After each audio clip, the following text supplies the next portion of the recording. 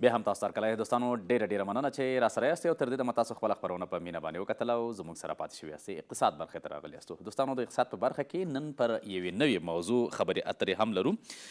چې دا کتاب دی او پر دې کتاب نن موږ تر ډېره پورې خبرې اترې راګرځي او وایو ممکن د کتاب له نوم سره چې څوک په اقتصادي برخه کې کار نه کوي یا فعالیت نه ترسره کوي هغوی ته نوم ډېر ناشنا وي ځکه د رنسانس په نوم کتاب چاپ شوی دی بیرته راجګېدل د اقتصاد نه که په ساده لحاظ موږ ووایو که نه اقتصاد زوړ ته تللی دی لیدلی دی او بیرته راپورته کېدل پر دې کتاب خبرې اترې لرو چې د دې کتاب لیکوال عبدالوفي نایبزی دی چې اقتصادي کارپوه هم دی او اقتصادي شننې هم تاسو به یې ممکن لیدلي وي پر دې کتاب ورسره تم کیږو تاسو هم راسره پاتې شئ او دا برخه راسره په مینه باندې وګورئ او بله خبره دا چې په دې وخت کې پر افغانستان کې پر اقتصاد باندې چې موږ تاسو خبرې کوو چې څنګه اقتصاد لیدلی دی واړه اقتصادونه څنګه موږ وړاکي بازار یا هم کاروبار څنګه راپیل کو مخته یوسو پر دې موضوعاتو هم ځینې خبرې شته پکې ورته کېږو ځکه همدې موضوعات ته دوی هم ډېر فکر کړی دی سلام نایبزی صاحب ستړي مه شئ وخت په خیر او په پیل کې د دې کتاب په باره کې هم درته وایم ډېره زیاته مننه الکوزی صاحب تاسو او ستاسو د تلویزیون له لارې ټولو لیدونکو او راډیو اورېدونکو ته سلامونه او نیکې هیلې ډېره مننه په پیل کې به راشم کتاب نوم ډېر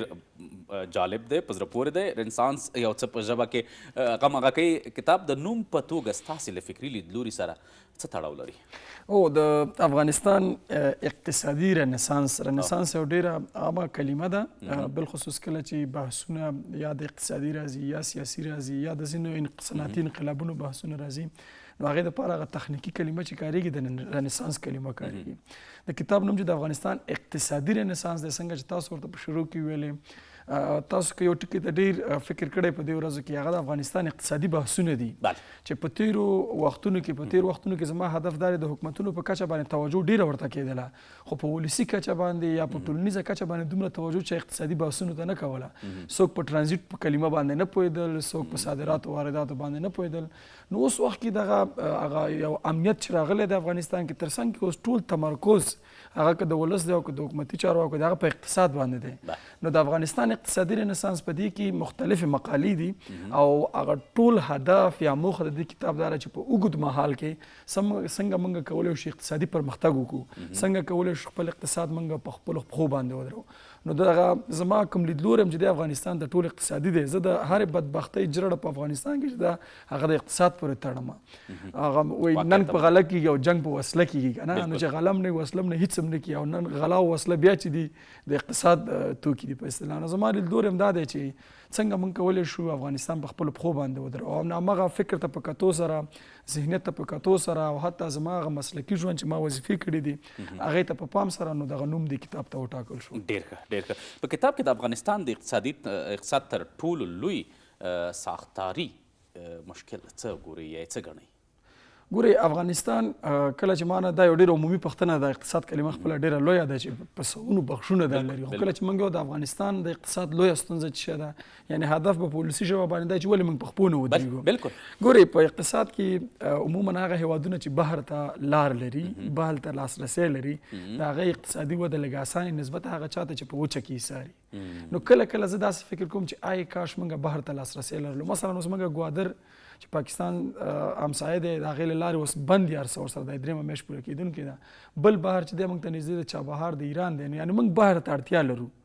نو یو غټه ستونزه د افغانستان د اقتصاد چې په اصطلاح هغه طبیعي باید وبولو چې زموږ په خپلو لاسونو کې نه ده هغه د بهر ده دویم که به ریشو نقطې ته هغه چې دی اقتصادي فکر دی په دغه ولس کې په دغه مشرانو د شیانو کې د پخوا نه چې وګورې اقتصادي فکر نشته دی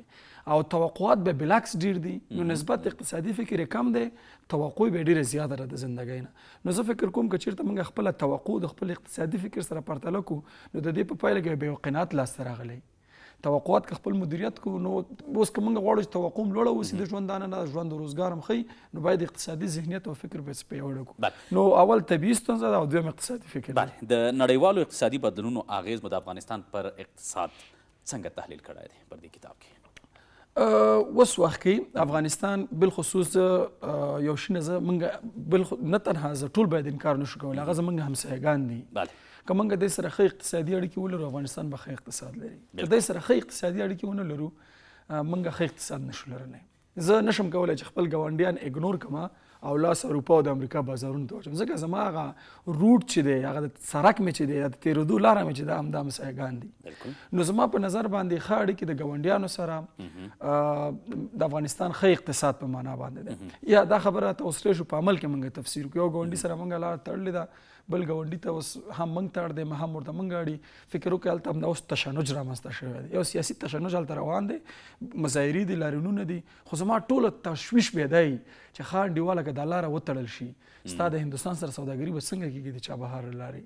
ستا به د نورو اروپایي هېوادونو سره سوداګري څنګه کېږي. نو دا یعنې داسې دی چې افغانستان که په لنډ کې درته ووایم د نور د دنیا سره د هغې د بدلونونو اغېز به داسې چې موږ ټول تمرکز په اقتصاد وکړو. حتی زمونږ هغه سیاسي پالیسیانې چې زه د سیاست کارشناس نه یم، خو که چېرته د اقتصادي بود نه وارزول شي، ځکه اوس ټوله دنیا چې ده په خپلو ګټو باندې ولاړه ده. افغانستان هم باید په دغه بازار کې یا په دغه محال کې خپل هر پالیسي د اقتصادي پالیسۍ سره باید تطابق ورکړي. یو څه کې به د دریځ هم واخلم، د مالي او پولي سیاستونو په برخه کې ستاسو اساسي د انتقادي دریځ څه دی؟ کله که عمومي خبره به البته ده، او کله چې انتقادي دریځ راځي، زه د ډېر وخت نه دا 45 کال نه زه ډالر ګورم، مطالعه کوم چې ولې ډالر په دنیا باندې پاچاهي کوي، ولې ډالر د یو وسلې یا د ویپنایز شوی دی لکه یو لخته چې د چا په سر باندې نیسي که نه. دا ګوره دنیا کې د پولي مسایلو بحث کله راځي هلته مجبوري ته ډالر تحلیل کوي، د ډالر سره باید خپله کرنسي. نو په دنیا باندې پاچاهي چې دا د ډالر ده، او دا یعنی یو توازن د دنیا د ښه روان نه دی. اوس یو هېواد کې غواړي چې مثلا سوپر پاور شي یا لوی قدرت شي، هلته ډالر سره به دا په ټکر کې راځي د هغې پالیسیو سره.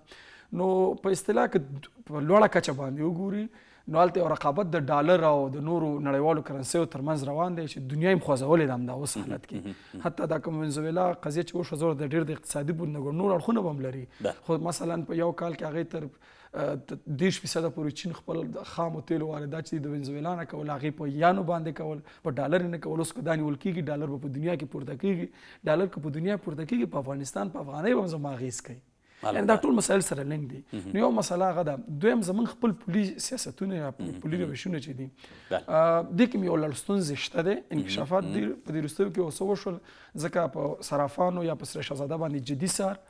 د پالیسیو سم تطبیق، د ډالر د قاچاق مخنیوی دا وشو. خو نقد زما لوی کچه باندې دا دی چې یو ستراتیژي 15 کلنه یا 10 کلنه چې 15 کاله وروسته به که په خپل وطن بحث کوو، موږ به ډالر پرېږدو، نو د افغانۍ حیثیت به څه په کوم لیول کې به وي؟ 10 کال وروسته به افغانۍ په کوم حیثیت کې؟ زما دید ورته څه دی؟ دا شیان شاید په کاغذونو کې، په پالیسۍ کې، په عامه پوهاوي کچه. په بخښنې سره تاسو په کتاب کې هم راخیستي دی او څه معلومات چې زموږ هم دي. د افغانۍ وړاندې په ګاونډیو هیوادونو کې یو څه ناڅه چلښت درلوده، ولې دا ارزښت له لاسه ورکړ؟ ګورئ، دا چې کله اقتصاد ډېر پیاوړی اوسي، رهبري ډېره پیاوړې بیا ستا کرنسي په نورو هېوادونو کې چلیږي. شاید ستاسو کتاب کې اشاره شاید د غازي امان الله خان دورې ته چې هغې اول ځل باندې پولي کاغذي پیسه هغې راویستله، اول ځل کابلۍ روپۍ ورته ویله، افغانۍ نه وه، کابلۍ روپۍ وه. نو هغه داسې چې خو دا کرنسي په دې سیمه کې یونیک وه، بېسارې وه، بې مثاله وه. دویم زموږ روابط چې فرامرز یعنې د مرزونو ناخوا ډېر ښه روابط موږ لرل. یعنې زمونږ که دلته سیاسي تحولات راتله، که ځینې ټولنیز تحولات هغې موږ سره ودرېدل، یعنې یو قسم لیوالتیا افغانستان ته وه. او اوس چې دی دا د وطن دوستۍ حس په دې هر هېواد کې دومره قوي شوی دی چې هر څوک خپلې کرنسي ته د یو هویت په سترګه باندې ګوري، او کرنسي واقعیت هم چې دی د یو هېواد هویت دی. نو په دې خاطر باندې به ستا کرنسي اوس اخوا چالش نه لري چې یو خو دلته جګړې تېرې شوې، اقتصاد وځپل شو، ملي اقتصاد ته توجه کمه وه، بلکې د افغانستان اقتصاد ټولو په نړیوالو مرستو باندې ولاړ. نو ټول په افغانستان به چې کله نوم اخیستل کېدو، ډالر به ورسره یادېدلو، افغانۍ به ورسره ډېره کمه یادېدله. یو بل څه ته به هم ورته هم شو، ممکن تاسو هم په کتاب کې، ځکه کتاب ما ته نن رسېدلی، ټول کتاب ورق و هغه هم نه کتل کېږي او لنډلیک نه ډېر څه اخیستل کېږي هم نه چې ما سره شریک شوی و. کوچني کاروبار ته چې وګورو، پر افغانستان کې ولې کوچني کاروبارونه زر د ناکامۍ سره مخ کېږي، یا هم دلسردي یا د زړه سوړوالی پکې ډېر رامنځته کېږي؟ کوچني کاروبارونه دا یو ډېره ښه موضوع ده. افغانستان غوندې هېوادونه مخکې موږ یو ستونزه یاده کړه، بیا حل لارې پاتې شوه چې افغانستان ستونزه دا لري چې یو طبیعي بهر ته لاسرسی نه لري او بل اقتصادي فکر دی. اوس وخت کې